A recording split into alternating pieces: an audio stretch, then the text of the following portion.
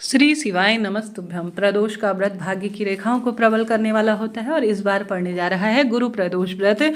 अगर आप व्रत करते हैं या नहीं भी कर पाते हैं तो भी धन संबंधी कोई परेशानी है या पैसा कोई लेकर चला गया है, आपको ऐसा लगता है कि मेरे घर में व्यापार की कोई दिक्कत है या धन संबंधी कोई भी परेशानी है, ऐसा लगे कि मेरा पैसा रोग में बहुत अधिक जाता है, तो आप सभी को यह सरल सर्वश्रेष्ठ दीपक से संबंधित उपाय करना चाहिए। काफ़ी नया उपाय है और आपको यह सुख बहुत अधिक देगा, इस बात की गारंटी है। क्योंकि कोई भी उपाय कभी भी व्यर्थ नहीं जाता। खास तौर पर गुरुजी जब व्यासपीठ की गद्दी पर बैठकर हम सभी को कोई श्रेष्ठ जानकारी देते हैं तो काफ़ी सरल उपाय है धन संबंधी परेशानी को दूर करने के लिए, और आपको इसे करना चाहिए। यह उपाय कब करना है? यह उपाय आपको गुरुवार 28 नवंबर के दिन गुरु प्रदोष की शाम को करना है, अर्थात शाम के समय शिव मंदिर जाना हो तो वहाँ करें, नहीं तो घर पर विराजमान शिवलिंग पर भी आप कर सकते हैं।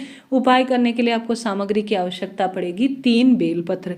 तो बेलपत्र आप नई ले सकते हैं, नहीं तो शिवलिंग पर चढ़ी हुई साफ सुथरी, ध्यान रहे कटी फटी ना हो, वह बेलपत्र आपको पूजा की थाली में रख लेना है। चाहे तो बेलपत्र में ओम बनाएं, चाहे तो शहद लगाएं, चाहे तो कोई भी वस्तु आप जो है सुंदर तरीके से सुसज्जित कर सकते हैं। बेलपत्र परिपूर्ण लीजिएगा, इस बात का ध्यान रखें। तो 3 बेलपत्र पूजा की थाली में रख लेना है और आपको 1 दीपक रखना है। दीपक आप घी का ही बनाइएगा, इस बात का ध्यान रखिए। और आप सभी को दीपक में 2 बत्ती रखनी है। अब इसमें 2 बत्तियों का भी प्रयोग विशेष है, इसे भी ध्यान से सुनिएगा। चाहे तो घी का दीपक बनाए, चाहे तो मिट्टी का, घी भरे और उस दीपक के अंदर 1 लंबी बत्ती रखें और 1 गोल बत्ती रखें, क्योंकि धन संबंधी परेशानी दूर करने के लिए हमेशा लंबी बत्ती का प्रयोग होता है। तो 1 दीपक के अंदर 2 बत्तियां आपको रखनी है, 1 गोल बत्ती जो फूल बत्ती कहते हैं और 1 लंबी बत्ती रखनी है। अच्छी तरह से घी भरे 3 आपको बेलपत्र लेकर चले जाना है महादेव के मंदिर में। अब आपकी इच्छा है और आप कौन सी चीज़ ले जाना चाहते हैं, यह आपकी जो है महादेव के प्रति भक्ति है। आप जितना अधिक महादेव को समर्पित करेंगे उतना अधिक आपको सुख मिलेगा। तो 28 नवंबर गुरु प्रदोष के दिन शाम को आपको 5:22 से लेकर जो है रात्रि 7:55 करीब करीब 8 बजे तक यह कार्य कर लेना है। बहुत शुभ रहेगा, या आप सभी इस शुभ समय से शुरू करते हुए कभी भी कर सकते हैं। तो यह प्रदोष काल को मैंने आपको समय बता दिया। तो गुरु प्रदोष के दिन 5:12 से लेकर 7:55 तक करीब करीब यह समय रहेगा। इस समय आप सभी को जो है यह गुरु प्रदोष व्रत के दिन उपाय कर लेना है। आप भले ही जरा ऑफिस से देर से आते हैं तो 7:55 से शुरू करते हुए कभी भी कर सकते हैं। कुल मिलाकर कहने का अर्थ है, सर्दी बहुत अधिक है, आपके क्षेत्र में कितनी सर्दी पड़ रही है यह भी मुझे कमेंट्स करके बताइएगा। तो आप स्नान इत्यादि शाम को नहीं करने की आवश्यकता है, कहने का अर्थ है बस हाथ पैर धो लीजिए, कुल्ला कर लीजिए और थोड़ा सा जल के छींटे डाल लीजिए, साफ सुथरे कोई कपड़े पहन लीजिए, क्योंकि टॉयलेट बाथरूम हम जाते हैं तो अशुद्ध हो जाते हैं। कई बार उपाय हमारे सफल नहीं हो पाते हैं तो हम सोचते हैं कि हमारे से गलती कहाँ पर हो गई है। तो शुद्धता का ध्यान रखते हुए आप कार्य कीजिएगा। सबसे पहले आप सभी जल का लोटा शिवलिंग पर चढ़ाइएगा। देखिए, उपाय आप करते होंगे परंतु इस नियम से करते हैं तो शुभ फलों की प्राप्ति होती है, क्योंकि जल का लोटा महादेव को प्रिय है। और इस महीने आप जो है ऐसा ना सोचे कि ये ठंड का मौसम हो गया है अब हम शिवलिंग पर जल नहीं चढ़ाएंगे। नहीं, महादेव आदि अनादि हैं, उनका कोई ऐसा नहीं है कि आप सर्दी हो गर्मी हो, नहीं, 4 पहर शिवलिंग पर जल का अभिषेक होता है। इस चीज का आप ध्यान रखिए। इस बात का यह प्रमाण है कि 4 पहर जलाभिषेक किया जाता है कि शिवलिंग में से जो जल की धार है ऊपर जलाधारी से बूंद बूंद करके बहती है वह हमेशा सदा सर्वदा चलती रहती है। तो इस कारण से हमेशा महादेव को जो सबसे अधिक सुख प्रदान करता है वह 1 लोटा जल है। तो 1 लोटा जल शिवलिंग पर चढ़ाइए, उसके बाद आप दीपक लगाइएगा। देखिए, दीपक हमेशा पूजा पाठ का हमारे साक्षी होता है। कोई भी उपाय पूजा हम करते हैं तो उसमें दीपक लगता है तो वह बहुत जो है श्रेष्ठ परिणाम देता है। तो आप सभी को सबसे पहले एक दीपक लगा लेना है। दीपक जो मैंने बताया उसी विधि से लगाना है। आपको यह दीपक विशेष स्थान पर रखना है। सबसे पहले इसे प्रज्वलित करें, महादेव की इससे आरती करें। देखिए, खाली दीपक लगा देंगे तो किसके लिए लगा रहे हैं यह भी तो सोचने का विषय है। तो श्री शिवाय नमस्तुभ्यम या महादेव के कोई भी सरल से मंत्र, नाम मंत्र सभी स्वरूप में स्मरण करते हुए आप इस दीपक से महादेव की सुंदर आरती कर लीजिए।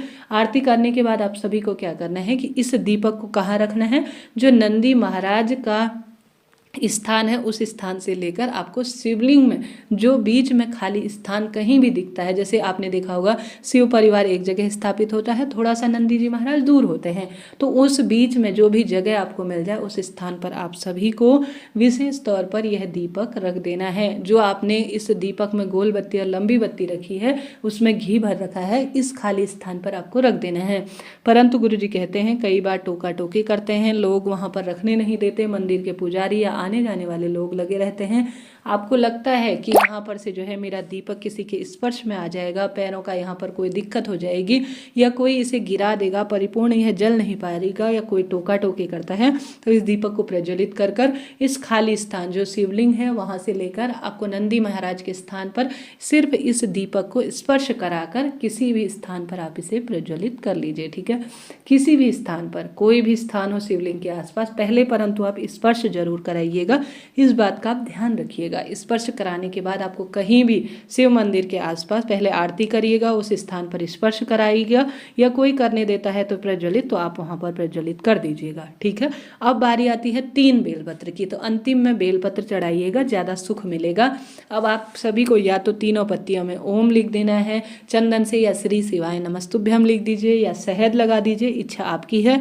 आपसे यह कोई भी कार्य नहीं होता, तो आप सिर्फ जो है कोई दिक्कत की बात नहीं है, आप साधारण सरल तरीके से, ऐसे ही सामान्य सरल तरीके से अपनी मनोकामना कहते हुए तीनों बेलपत्र को अपने हाथ में लीजिए, प्रभु के नाम मंत्र का स्मरण करें, श्री शिवाय नमस्तुभ्यम कहें, और सबसे पहले जो बेलपत्र है वह नंदी महाराज का जो स्थान है, जिसे गुरुजी कैलाश पर्वत कहते हैं, नंदी महाराज का जो उठा हुआ कुबड़ सा होता है, आपने देखा होगा, वह जो प्रतिमा बनी होती है वहाँ पर नंदी महाराज विराजमान होते हैं, उनका एक कुबड़ सा भी बना होता है, तो नंदी महाराज के उस स्थान पर आपको एक बेलपत्र समर्पित कर देनी है। ठीक है, इस बेलपत्र को आपको समर्पित कर देना है।